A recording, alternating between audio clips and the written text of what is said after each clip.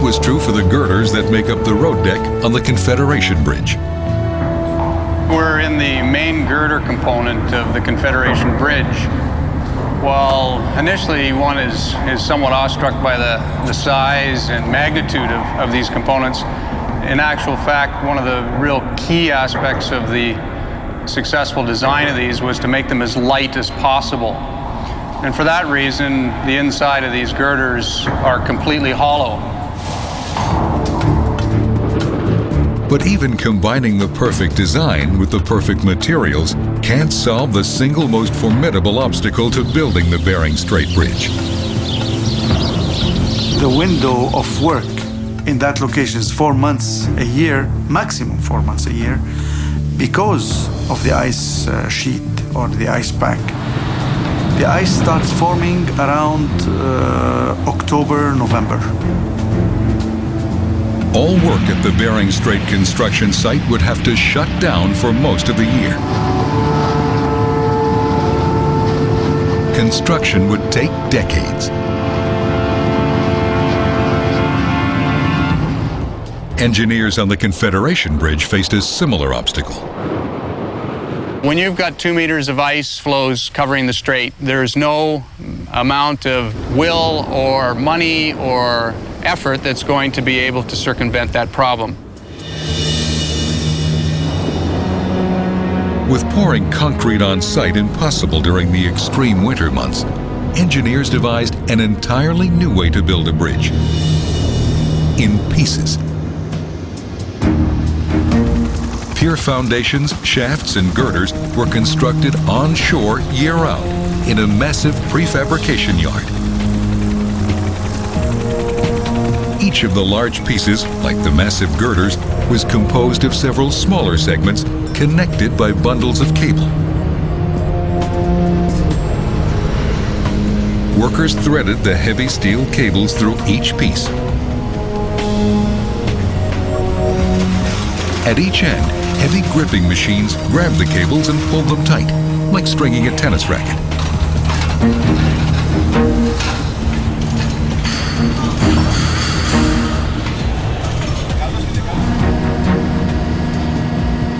The ultra-taut cables were then clamped off with large anchors.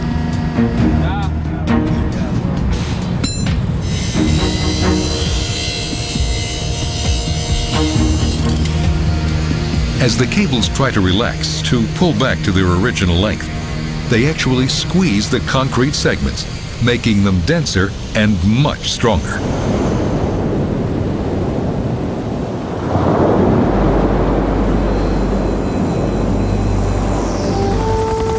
Moving the pieces into place is a major undertaking.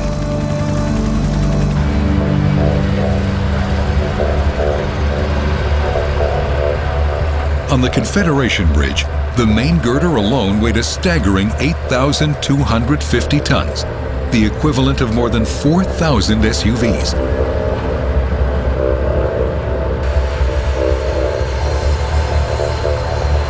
So one of the first challenges was to find a crane that could lift such massive weights. It had to be both immensely powerful and extremely mobile for maximum efficiency during the short summer construction window.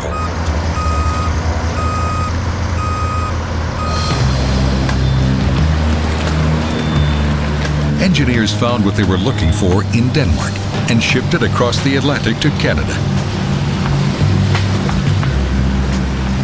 The Svanen is the world's largest self-propelled marine crane. The size and the shape and the capacity of the Svanen is unprecedented. And this is what I used to term the space shuttle of construction. Even so, the Svanen would sometimes require a full day to carry and position one of these gigantic pieces.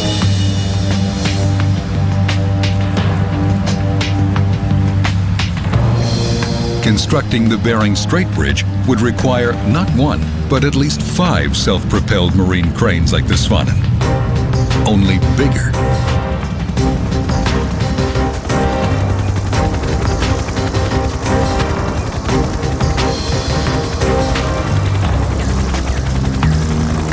It would be a huge undertaking and hugely complex. During the winter, construction would take place in prefabrication plants in cities like Anchorage, Alaska, and Tacoma, Washington. Then, in the short summer window, those pieces would be shipped up to the work sites.